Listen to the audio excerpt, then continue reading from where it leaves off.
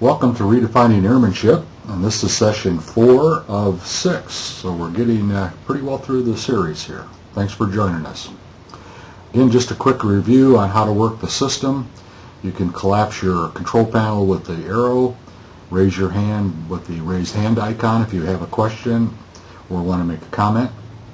You can also send a text message question to me. Just press the send button after you type it into that box. And if you don't have a microphone on your computer, you can click on the Use Telephone button, and it will give you instructions on how to hook up with us over the telephone. Today we're going to talk about safety cultures and safety management systems. Of course, this is a Wings Program Proficiency Seminar, so you get 1 knowledge credit for attending. And I want to redirect your attention to the question I've been asking you. If I don't fly right, should I fly at all? And hopefully you're starting to form a good answer to that question at this point. Just to reiterate, the series is based on the book Redefining Airmanship by Tony Kern. Let's start out with a real quick review of sessions 1, 2, and 3 for those of you who may have missed one or more of those sessions, and also just a review for the rest of us. And by the way, sessions 1, 2, and 3 are now available for download. Just go to airmanshipexcellence.org into the Airmanship archives. You'll see them listed there, and you can request the download.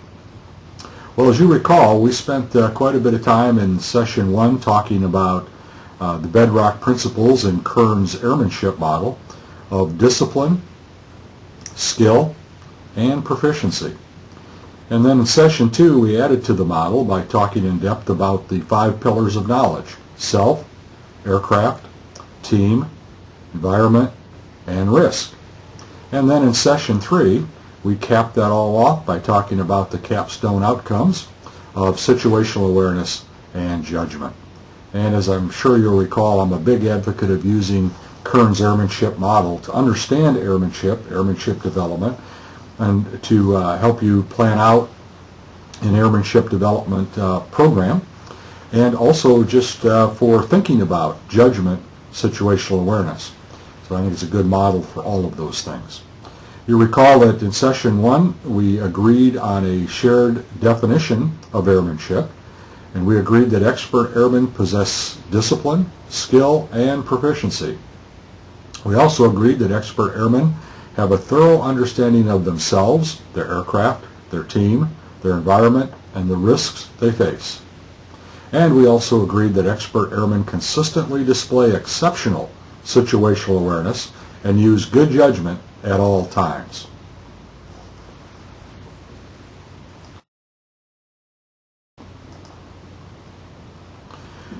And just to review situational awareness, Kern says that situational awareness is the filter through which every aviator's action must be viewed. Situational awareness can be considered a feeder fix for judgment and decision making. With SA, a pilot can construct an accurate mental model of reality. With SA, a pilot can predict potential courses of action against likely future scenarios. And with SA, a pilot can fly efficiently, taking advantage of opportunities and avoiding pitfalls. Without SA, we misperceive important cues or proceed blindly into the unknown, which of course is something we want to avoid when we're flying airplanes. Situational awareness is the accurate perception of what is going on both now and in the near future. So if we look at our Venn diagram, SA in the center there of what has happened, what is happening, and what might happen. Kern on judgment. Good judgment sits at the pinnacle of airmanship. All other factors, discipline, flying skills, knowledge, and SA, support good judgment. Good judgment in turn supports all 3 major goals of airmanship. Those goals are safety, effectiveness, and efficiency. Judgment, like all other aspects of airmanship, must be viewed holistically, that is, as an interactive part of the airmanship whole. So we can't think of judgment as something all by itself. Judgment is demonstrated in almost everything an aviator does. It includes adequate mental and physical preparation for flight, briefings, debriefings, and critiques. And as you'll probably recall, we talked a little bit about the difference between critiques and criticism, where criticism is about an individual and critiques are about things or what happened. And we always want to critique our airmanship. And in fact, it's an excellent idea to critique your airmanship after every flight, whether you're flying with someone or not. If you are flying with another pilot, then it's really good to critique with the other pilot.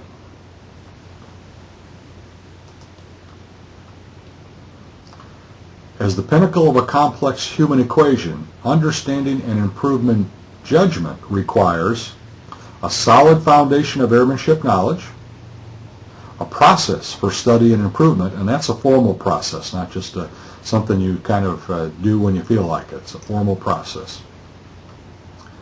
Kern says about judgment, the foundations and pillars of knowledge of airmanship form the basis for good judgment and decision making. All good judgment and decision making is grounded in accurate situation assessment. We talked about that in the last session, about how to perform a good situation assessment. Judgment is not a magical quality. It can be taught and learned, and that's part of what we're doing here. Part of what airmanship development is all about, is learning how to work through the airmanship model and arrive at good judgment all the time. The improvement process demands disciplined attention and constant self-critique. In the final analysis, our judgment is as good as we want to make it.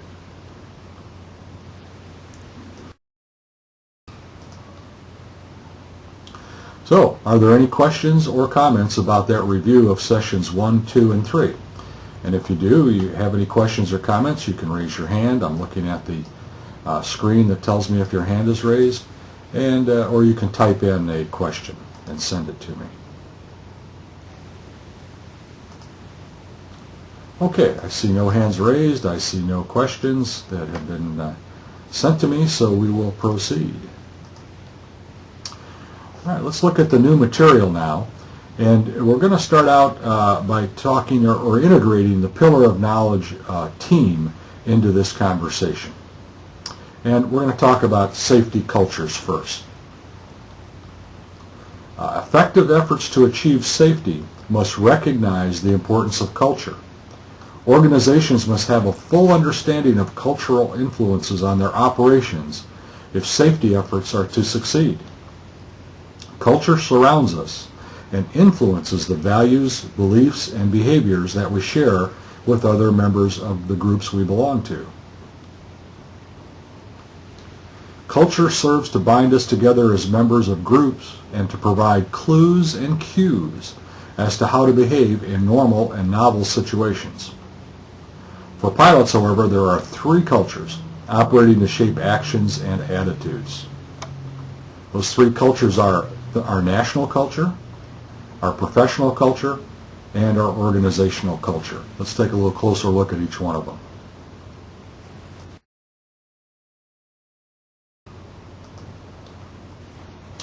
National cultures are highly resistant to change because they surround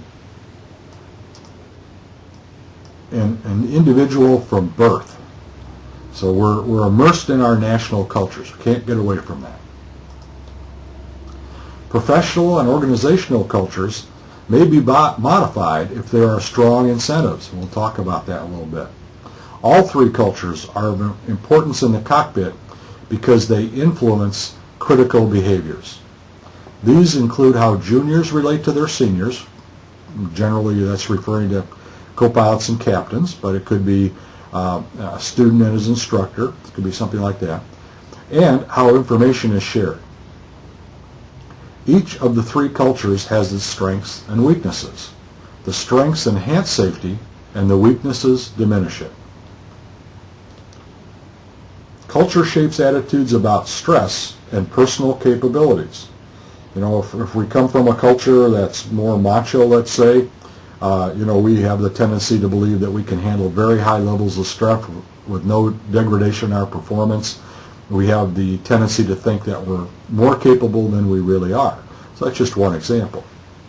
It also influences adherence to standard operating procedures and how automation is valued and used. And we're going to look at that closely, but this is a big thing right now as more and more of the glass cockpits and automation gets introduced to our type of flying, our personal flying. We're going to see more and more about how cultures, this culture within which we operate, affects whether or not we use that automation.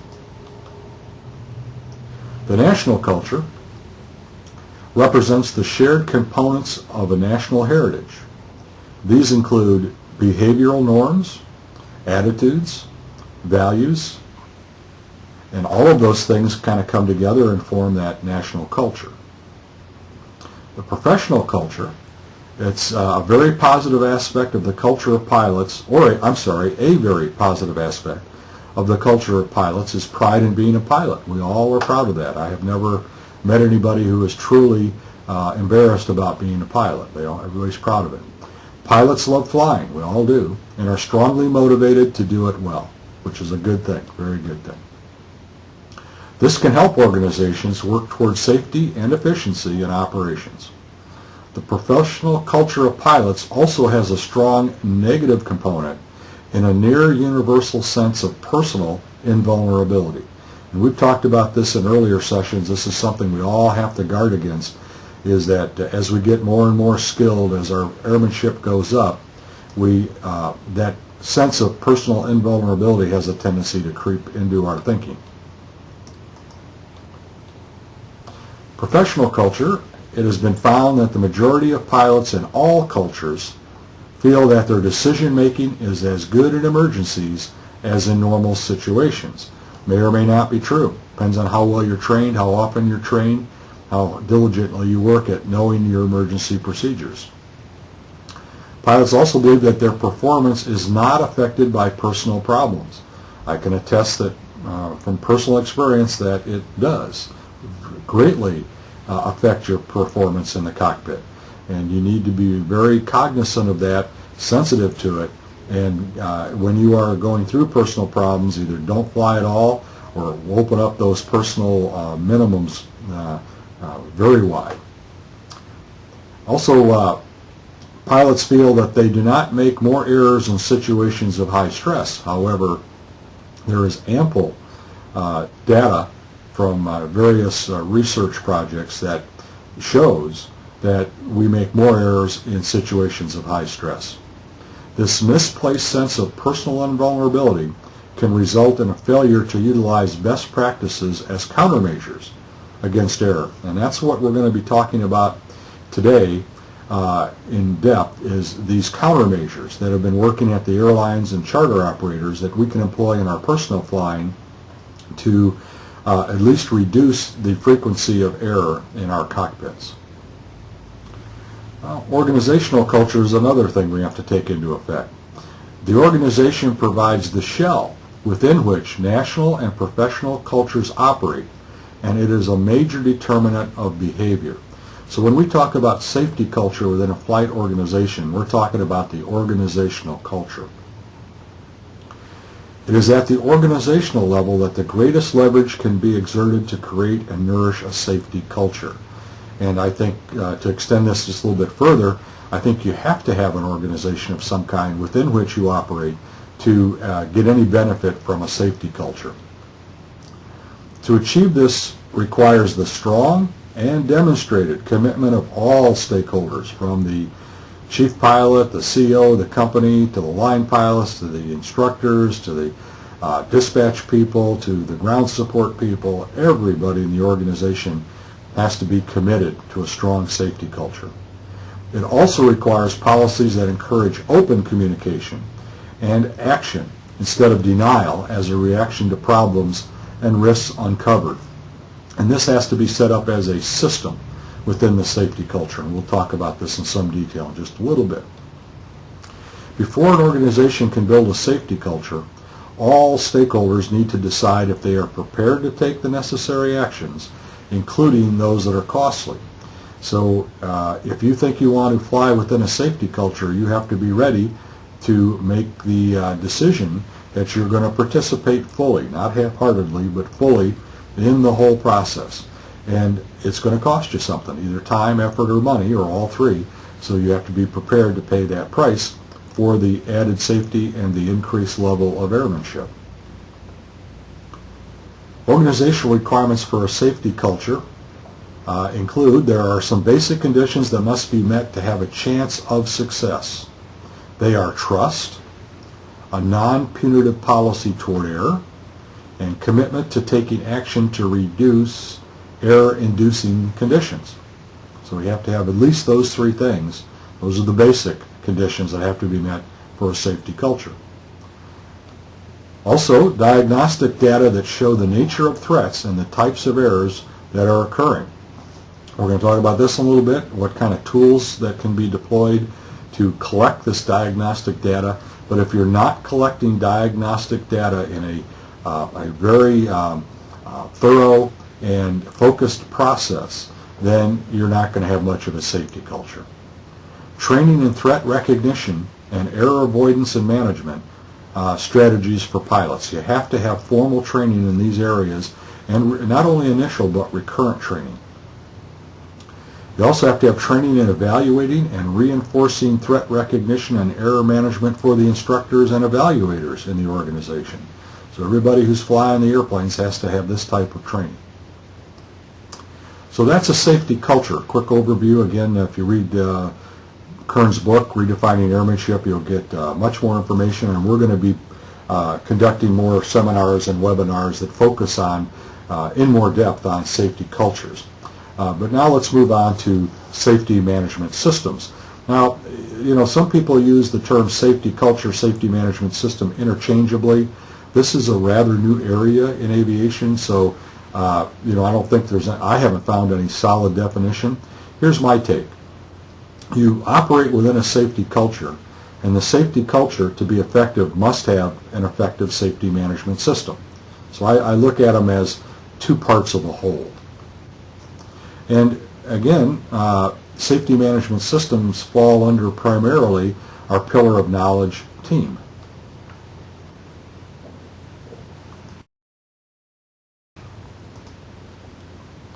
A safety management system, or as we typically refer to it, SMS, is a critical component of a safety culture. SMSs are becoming a standard throughout the aviation industry worldwide. SMSs are recognized by ICAO and civil aviation authorities worldwide, and FAA is one of those authorities. SMSs are also becoming a standard for the management of safety beyond aviation. And primarily the medical profession is looking at safety management systems and now starting to deploy their own versions of them. Here's what Randy Babbitt, the FAA administrator, has to say about safety management systems. I'm confident that SMS will really make a difference in reducing aviation accidents, Babbitt says. I know there are those who complain that they're too small for SMS, and I hear this a lot from guys that say, hey Dave, I've got my own airplane, it's parked in my own hangar, and I do everything except turn the wrenches on the airplane at the annual inspection. So how can I have a safety management system? Well, we believe there are more than one way. There's more than one way for you to have a safety management system. It might not be a whole safety management system, a full-up system. There might be some components missing, and we'll talk about those later, but you still can have a form of a safety management system that may not provide all the benefits and therefore the consequent safety improvements in your own personal operation, but it can provide some of them and make it safer for you. Some people are saying it's too costly. Well, it is costly in terms of time. There's a little bit of money involved, but not much really. Once you get the system set up, the cost is mainly in the upfront cost, getting it set up. Or they say that they don't have the time. No one and no company is too small for SMS, says the current FAA administrator. The cost of SMS is far less than the cost of an accident. No doubt about that. So I guess you could look at this slide and say that's up on the wall. In my opinion, this is the writing on the wall. The FAA has mandated safety management systems for the airlines. They now have mandated them for Part 135 operators, and it may be next for us. Babbitt also says, saying that you don't have time for SMS is the functional equivalent of saying that you don't have time for safety. Babbitt characterized SMS thus: you identify the problem, you analyze it, you come up with a solution, you train to the solution, and then you check how you're doing. It's a safety feedback loop. So that's basically, that's a good definition of a safety management system. Babbitt also says that the operators who believe that SMS is just a fad are not only, Babbitt says, not only is SMS here to stay, it's going to be here for the long haul because it works. And I agree with him. Everybody has a responsibility for safety. Everybody in the flight organization has a responsibility for safety. Safety management systems help them to fulfill their responsibility for safety. By recognizing the organization's role in accident prevention, SMSs provide a structured means of safety risk management decision making. So we've been hearing a lot about aeronautical decision making from the FAA over the last few years. And it's, as you are probably aware, it is a formal process that can be learned. There are many tools that you can use to help you in that process. But it's also a part of the safety management system, the structured risk management decision making.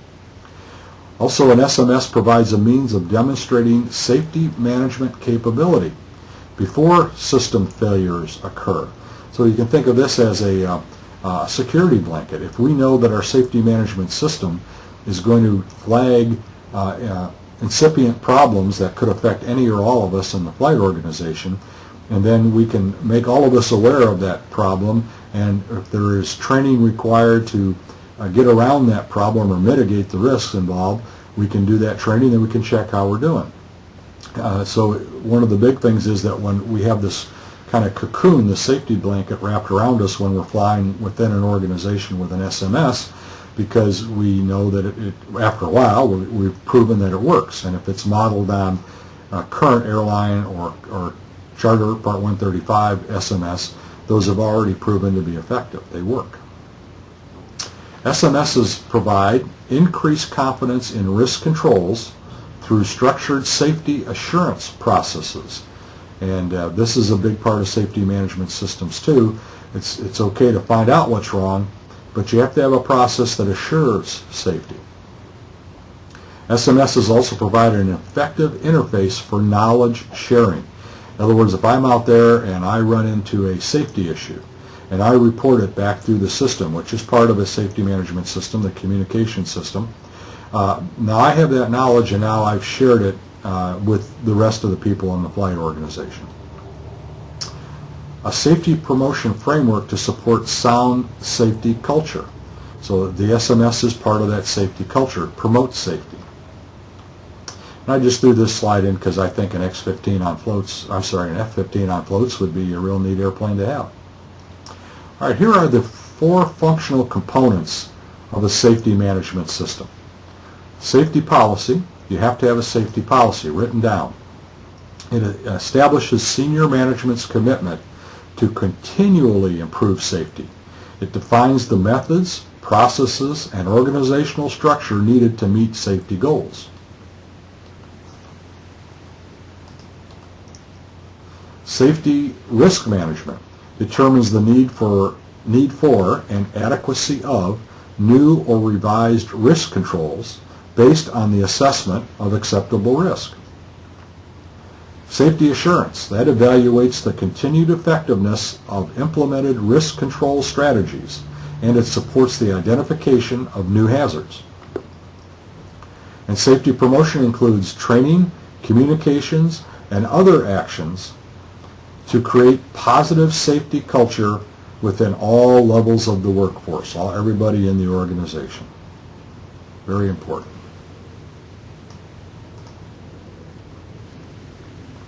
Now here are some safety management system tools, because I know safety management system is a rather new concept to you. We've been talking about the philosophy of it and the overview of it, the kind of things it needs, but really it's a system, and there are tools that need to be deployed within that system to make it work. So let's take a look at some of those. You need a focus on airmanship development. If you're not focusing on that with all of the pilots within the organization that are trying to be better airmen, they're striving for airmanship excellence at all times, then your safety management system isn't going to work very well. A tool you can use is fun and aviation-related social activities to promote safety. You can have flight activities or maybe little competitions, flower drops on spots on the runway, those kinds of things. That can all be a tool for promoting safety and showing how the processes, the risk mitigation processes work and so forth. And of course, social activities can revolve around safety seminars or other things. So you can use these tools. Also, you can use new technically advanced aircraft, which are a big safety tool, in my opinion, if you're trained to operate them properly and you have good recurrent training. Also, some safety management tools are modern safety features incorporated into all the aircraft that you're flying. We'll look at some of those in a second. Some other tools. Comprehensive airmanship training is required. If you don't have this, you don't have a safety management system.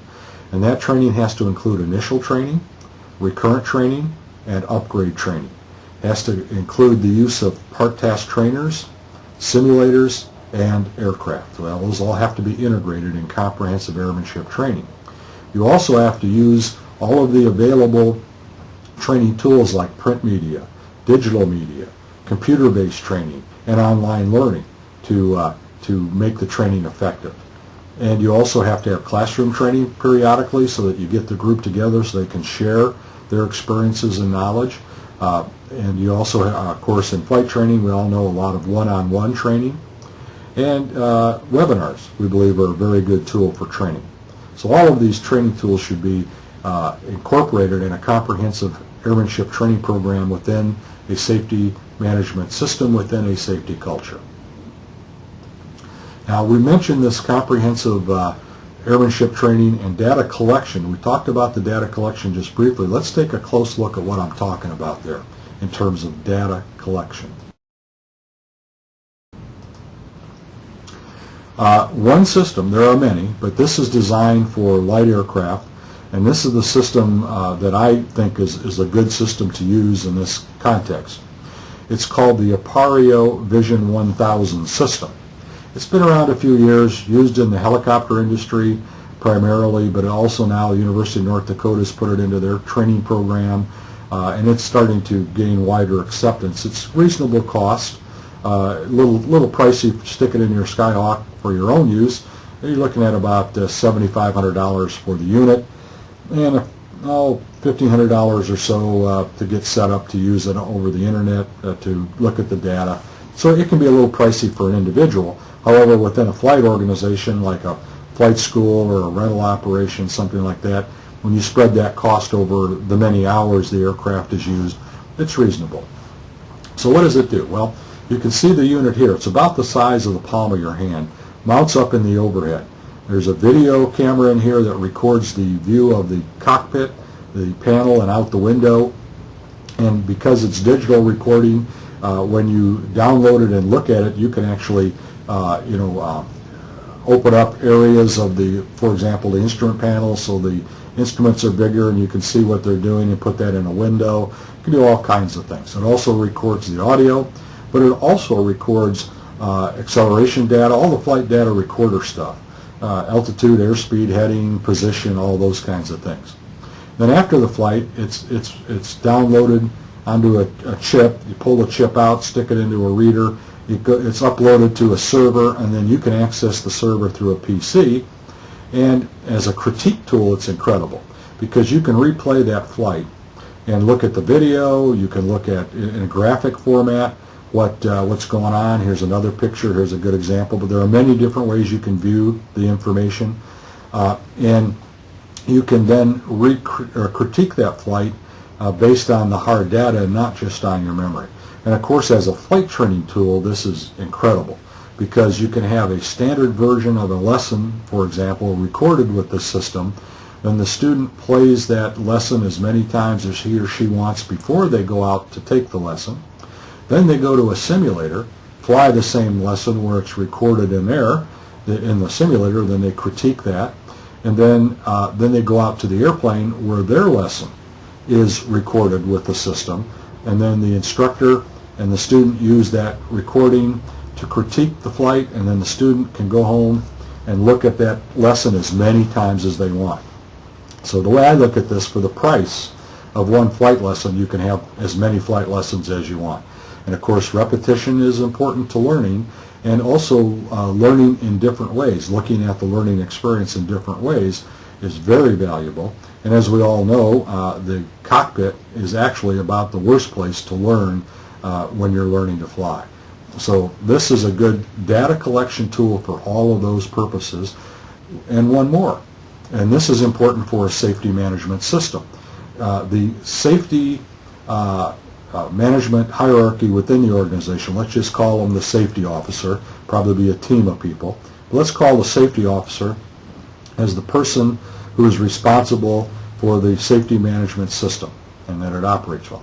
Well, that safety officer can set up within the server, the system. It's actually called an alerts, A-L-E-R-T-S system, triggers. And a trigger could be something like, okay, I want to see all approaches that are flown at VREF plus 10 knots or more. And then he'll see them as the individual pilots who do that, but also as the number of times that's done, and he can see trends. So now if he starts to see a trend developing that most of us are starting to fly a little fast on final, we know that can lead to, it does lead to many general aviation accidents, going off the runway, the sides, off the end. So the safety officer can say, okay, we need to start communicating that this trend is developing of flying too fast on final. So everybody wake up, stop doing that. And then he can feed that into the training organization, which then develops modules within recurrent training for all pilots that addresses that issue. So that's only one example. There are many, many. So that's what we're talking about when we talk about collecting data for a safety management system. It has to go into an alert system. This is also called in the airline world a Flight Operations Quality Assurance Program, or a FOCAP. Now, these are the individual tools within a high-performance safety culture that you need to have. You have to have safety leadership, formal leadership. I mentioned the safety officer. You have to have a number of people, mentors, that are in that leadership of safety.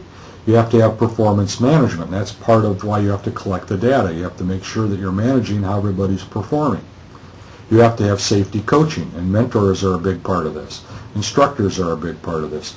We can be a big part of this with each other as we fly together. So safety coaching, if you have that formalized and you have a method for doing that, is a big part of a safety culture.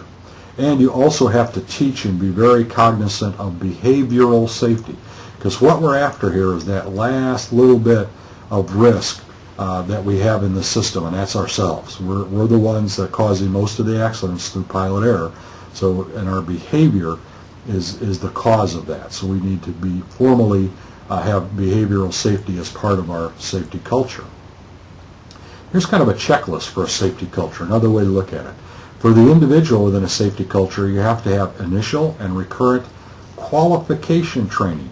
So that isn't certification training, it's qualification training. And the way I look at it, you start out with, what kind of flying do you want to do? Okay, I want to take other people with me, maybe 2 or 3. I want to fly at night, and I want to be able to go across country as far as I want to go. Well, that tells me that if you get certified as a private pilot, you're on the way to that qualification, but in my mind, you are not truly qualified to fly that kind of mission regularly, especially if you're doing it by yourself and making your own go, no-go decisions at that private pilot level. So we're not talking about certification. We're talking about training, initial and recurrent, to get you to the level where you're qualified, you're safe, you're proficient, you've got the airmanship level appropriate to the level of the operation. So you have to have that for the individual. You have to have training in human factors, and we talked about that with the behavioral safety. we know a lot about human factors now and how it affects safety and how it affects our airmanship. So you need formal training modules within the overall training program to get you up to speed on that. And of course, the individual has to be committed to airmanship development to operate effectively within a safety culture. The organizational requirements for a safety culture are basically, it has to foster the safety culture. It can't just give lip service to it. It can't just say, have a sign up on the wall, we are a safety culture. It has to foster, it has to make sure it works. You have to have effective communication. That's closed loop communication and open loop, and it has to be effective, it has to work.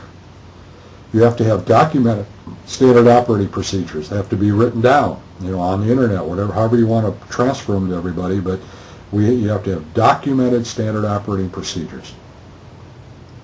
You have to have a non-punitive policy towards error. And we've talked about this briefly before, but if this is going to work, safety culture is going to work, if I make an error, I have to feel comfortable that I can reveal that error to the system, to the safety management system, and I will not be punished for making that error. Now, obviously, if the error started with you deciding to violate a regulation or operating procedure and you were negligent, then you may get punished if you reveal the error. But that's not what we're talking about here. We're talking about good old honest mistakes that we all make. And even after my 20,000 plus hours of flying, I can't fly, very, very many hours without making some kind of an error. They're just inherent in what we do. So, and when we make those errors, we need to be free to communicate them to the system, to the other pilots and everybody else in our organization, and we shouldn't be punished for that. And of course, as we just talked about, we have to collect that meaningful data with the Flight Operations Quality Assurance Program. Some other tools that can be deployed within a safety culture and safety management system are glass cockpits. Now here's an example of a flight design CTLS, that's an LSA, and it has a Garmin G3X system with a Garmin 530 WAS navigator. And that's probably, well, it's not the most basic. You can get more basic glass cockpits, but that's a very basic glass cockpit that has a lot of capability. And that kind of airplane, especially if you have an autopilot in it, and you can fly it like the big boys, if you will, which, if done properly, with proper training, initial and recurrent, enhances safety. And of course, in an airplane like a Cirrus, you can have something like the G1000 perspective system, which can do even more than the G3X system. The autopilot's more capable. It's really capable of auto flight from the time you get off the ground till just before you touch down right now. And I believe that total auto flight is not very far in our future.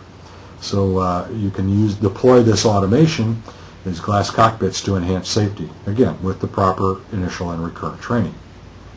Other advanced flight safety features that can be deployed now, ballistic recovery system or whole aircraft parachute systems, satellite tracking systems.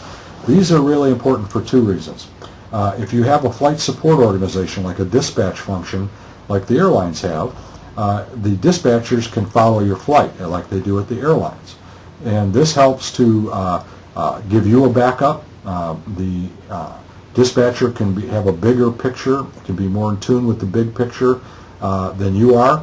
And if he sees something, if he knows where you're at, he can then advise you of that. And we'll talk about how in a second. But also, I think these these satellite tracking systems are more important for another reason. I don't know if you've been keeping up with the emergency locator transmitter situation, ELT situation. You probably know that the satellites are no longer looking at the 121.5 ELTs. They only see the 406 ELTs now.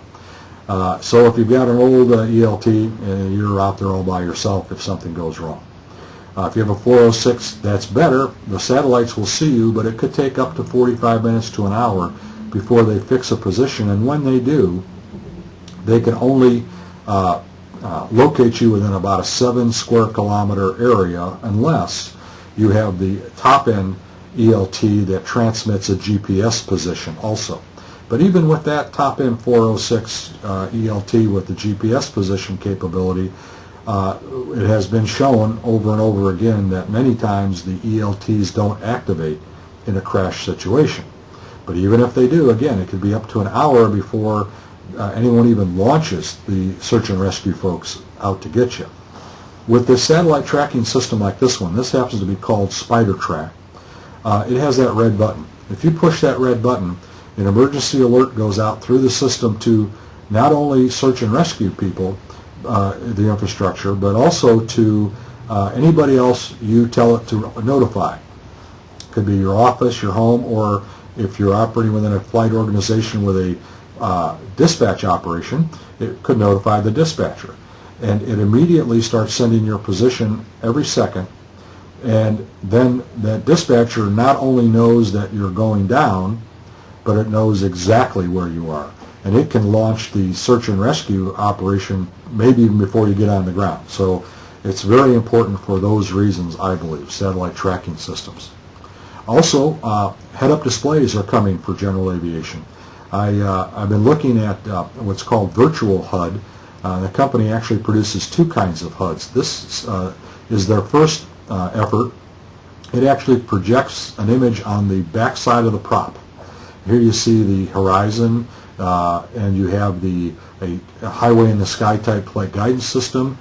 You've got your heading, your altitude, your airspeed. They are in the process of flight testing right now a combiner glass HUD, which is a more traditional kind of HUD. And I haven't seen the results of that yet. I just found out about this at Oshkosh this year. But I'm watching it, and I think incorporating HUDs in light airplanes will help us enhance safety in certain situations. Also now you can get airbags in light aircraft, proven to be extremely effective in crash situations, extremely effective. And you can now get satellite phones in light aircraft. This happens to be a Garmin system. They just came out with it a few months ago. Works best if it's hooked up with the full Garmin avionics package, but it could be standalone. But with this satellite phone, which works through the Iridium network of low Earth orbit satellites, so you can always be in touch through the sat phone. You can talk to dispatch. Dispatch can talk to you. You can call ATC facilities on the ground. You can call FBOs. You can call your office if you have to, and vice versa. So obviously you have to have good procedures for managing this so it isn't a cockpit distraction, but it's a heck of a safety tool. And in fact, all the airlines use it. All the airlines now have sat phones in them, or at least the folks who are flying internationally, I should say. And let's come back to this pillar of knowledge of team in terms of an airmanship development support organization. Now, we made up this name, Airmanship Development Support Organization, or ADSO, ADSO, to give a generic name to what I'm about to describe. It does not exist yet for private flying. However, we are in the process of making a decision to stand up a demonstrator, an ADSO demonstrator, sometime next year. But an ADSO could be an airline, it can be a military flight operation, a charter operation, a corporate flight department, a flight school, an aircraft rental operation, a flying club, or other. It's any organization, any flight organization that supports airmanship development. And by support, I mean have all the systems in place, do all the things we've been talking about, not just say that it supports airmanship development. The ADSO really, it's the role of the ADSO is really most effective in flight discipline. And that's one of our bedrock principles, as you recall, flight discipline. Pilots have a moral and professional obligation to follow existing regulations and guidance. But the flight organization has an equal, if not greater, responsibility to ensure compliance. Flight organization can provide motivation and an infrastructure for compliance. If a pilot is not supported by a flight organization, there is no restraining factor. Now, you might argue, well, the FAA is out there. Yeah, that's true, but it's generally there to restrain you after you've already made the mistake or had the accident. So if you don't have peer pressure, if you don't have good policies and procedures, if you don't have data collection and monitoring, if you don't have all these things, there's really very few restraining factors other than your own discipline. The role of the ADSO as your teammate. And again, that's part of the pillar of knowledge team, knowing your team. It is very difficult to maintain and improve airmanship all by yourself. The principles of shared decision-making, teamwork, and discipline are best practice in an ADSO, because you can't have shared decision-making all by yourself, can't have teamwork all by yourself, and again we talked about how discipline is enhanced with an ADSO. An ADSO can provide a framework for airmanship development, have formal programs to help you develop your airmanship. An ADSO can provide peer pressure for improvement. And when I was flying for the airlines, the peer pressure was really the major motivator for increased airmanship levels, because you always flew with somebody else, obviously pilot, co-pilot, and back in the good old days there were 3 of us in the cockpit, and we were all encouraging each other to do better all the time. So peer pressure is important, and if you have an ADSO, you have the peer pressure of the other pilots around you, you have peer pressure when other pilots fly with you, and that's all really formalized through the communication system. Also, continuing to talk about the role of an ADSO as your teammate, it can provide support for creating and maintaining an airmanship development program. You can create your own, but it's probably most of us who fly just for personal enjoyment or transportation probably need some help in setting up that personal airmanship development plan. The ADSO can provide initial, recurrent, upgrade, and transition training. We talked about that a little bit. It can provide mentors. Mentors are extremely important. And in the ADSO we have in mind, mentors will be an early and a very important part of the organization. The ADSO can provide challenges and rewards for improving your airmanship. Let's take another look at the aircraft with glass cockpits, and that falls under the pillar of knowledge aircraft. With the modern glass cockpits with synthetic vision technology, by the way, these are the Garmin 3X displays. You can have XM weather, in-flight weather, terrain awareness warning system, traffic alert, and here it is right in the corner. And I hate to fly without traffic information systems. They have saved my bacon way more than once. Safe taxi, so that it should virtually eliminate a runway incursion problem. And of course, you've got redundancy. If you have a 2-panel system and one of them fails, you can put everything on one. Also, you can have aircraft with auto-flight systems, as we talked about. The new Cirruses with the perspective systems are pretty much auto-flight airplanes if you want to fly them that way. They have all the capability. You have nav, flight director, autopilot, altitude hold, vertical speed, flight level change, which is really airspeed hold. You have heading, approach, vertical navigation. You can set up to cross waypoints at altitudes and so forth. And you've got some, that's just flight director and autopilot nose up, nose down commands. And here's a vertical speed command. So you have all of these controls, all of these capabilities within this auto-flight system that, once again, if you are trained initially on how to fly with that system, and you have good recurrent training, and that recurrent training has to include how you fly the airplane when all this goes south on you. But if you have that, then auto-flight can really enhance safety. Also, you can some other tools can be used within a safety management system, safety culture. Now we have, and this is available on the Cirruses and on a lot of other airplanes. They're getting more and more airplanes STC'd every day. Is a Ford. This happens to be the Ford Vision EVS 100 system, infrared camera, and it turns night into day literally. Here's a picture of a night landing, and again a big safety enhancer. Coming back to team, the pillar of knowledge team now within an ADSO. An ADSO can provide a flight ops support team, and that means flight planning. When I was with United, 22 years with United, I never did a flight plan for United. The dispatch operation, actually the computer with dispatcher's input, generated flight plans. Now most of you, I'm sure, are using online flight planning systems. Well, within an ADSO, the dispatch operation can prepare the flight plan for you, and then, of course, it's your responsibility to review the flight plan and negotiate changes in the flight plan with the dispatcher so that you both agree you have a good flight plan before you make the go, no-go decision. The ADSO can also provide flight dispatch, and here you've got backup on your go, no-go decision, you've got support, you've got somebody who can help you gather the info, make life a lot easier, make access to personal flying much more convenient, all of those things. And then the dispatcher can provide flight tracking and in-flight support. And we talked about that through the use of the sat phones. So, I have some questions for you now as we draw to the close of this session. And let me get them up here. Hang on just one second.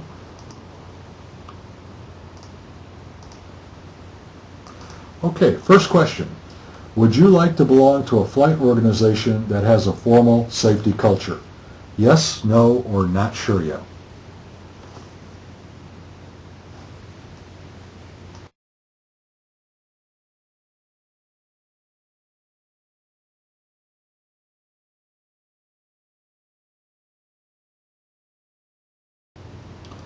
All right, there we go. A few more voting. I'll give it just a little bit more time.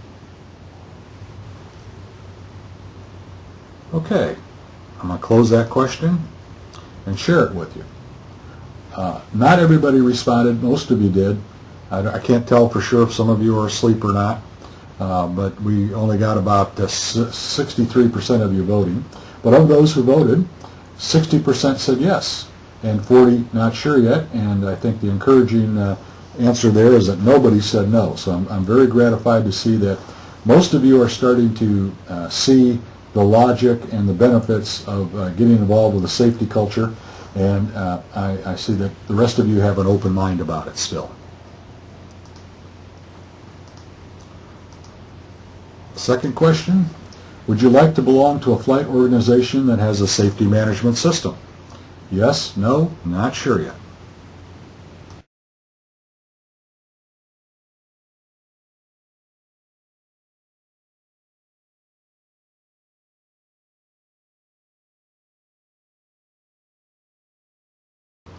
Okay, about 75% of you voted this time. The results, 67% say yes and 33% say not sure yet. So about the same percentage as the question related to the safety culture. So looks like most of you have already said this is a good idea, and the rest of you are still thinking about it.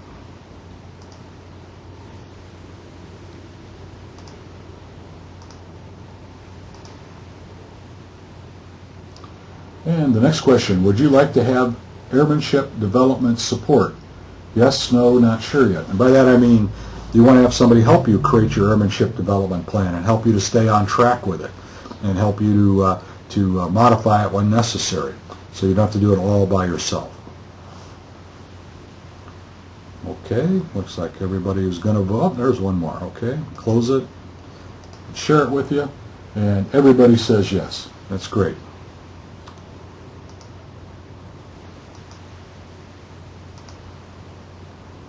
Next question is, would you like to fly new, modern aircraft with new safety devices? Yes, no, not sure yet. Now, I'd like to qualify this by saying this new modern aircraft are going to rent for $1 an hour wet. So, in other words, take the affordability out of the question. Just purely, would you like to fly those kind of airplanes? Okay, everybody's voted.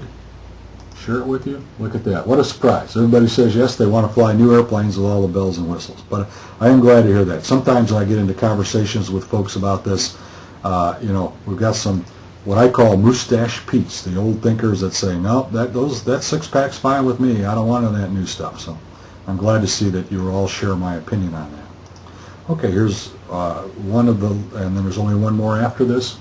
Would you like to fly glass cockpits? And again, don't think about cost, just would you like to fly that kind of a system? Yes, no, not sure yet.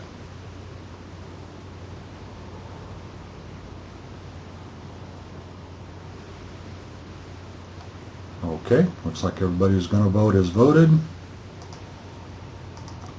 And 100% there too. Glad to hear that. Okay, I have one last question for you. would you like to have a flight ops support team like we just talked about with dispatchers and pre-flight planning for you and flight tracking and in-flight support and all that sort of thing? Yes, no, not sure yet.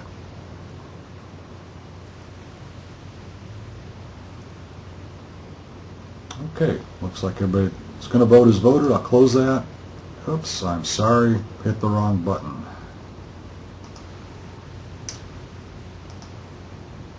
And share the results with you. And we have about the same as we've been getting along here. 67% say yes and 33 not sure yet. So again, I like those percentages at this point in the game. All right. Well, that's all of the poll questions I have for you. Here's a final perspective. At this point in the seminar series, are you ready to answer the question? If I don't fly right, should I fly at all? And in the last session, we're going to talk about this, and I want to get everybody's opinion or everybody's answer to this question. But right now, I just want to make sure that you continue to think about this question. Well, again, the next steps are yours. I highly recommend you complete the webinar series, and as I mentioned, the webinars that you miss are available for download, and they're at airmanshipexcellence.org. And I would recommend you read the book, Redefining Airmanship, that you get in the airmanship loop by going to airmanshipexcellence.org and registering for airmanship updates. In fact, I'm about to announce, this is a pre-announcement, that the Center for Airmanship Excellence is going to have its third Airmanship Excellence event on November 6th, which is Monday in the evening at Schaumburg Airport. So you'll find out about Airmanship Excellence events and other things that will help you in your airmanship development program. And of course, the most important step you need to take is to commit to a continuous airmanship development plan. So, in closing, are there any final questions or comments? And if you have any, please either raise your hand or send me a text message. And I'll give you just a couple of minutes here to see if anybody comes up with any questions or comments.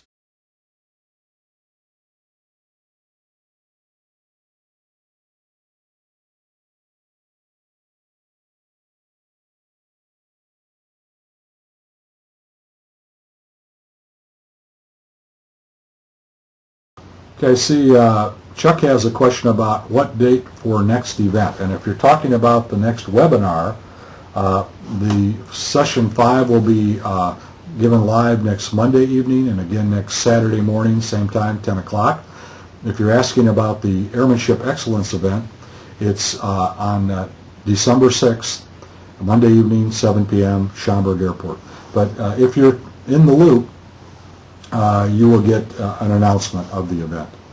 So, and let me just take one other look here and see if anybody has their hand raised. No. So I guess that's all the questions, comments. Thank you for that, Chuck. A quick preview of Session 5. We're going to. It looks like it's a very busy session, but each one of these topics is not going to be very long. We're going to talk about airmanship on the edge, some examples of what it's like when you really need all that airmanship you've got. You know, as Goose said to Maverick, you know, give me some of that pilot stuff. Airmanship on the edge. Inhibitors and obstacles to achieving airmanship. There are many. We're going to talk about instructing and evaluating airmanship, and you CFIs will be particularly interested in that, but of course all of us need to know what the instructors are thinking about. We are going to look at understanding airmanship error, not pilot error, but airmanship error. We're going to look at the marks of an airman, what it really looks like if you're a good airman.